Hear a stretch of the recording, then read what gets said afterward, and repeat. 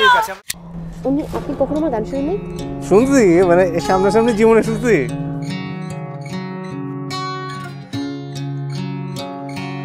কিছুক্ষণ থেকে যাও, যেও না এখনই, তোমাকে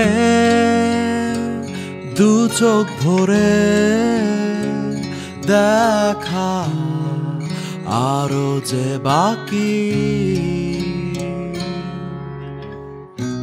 কাছে এসে জড়িয়ে ধরা বাকি, ভালোবাসি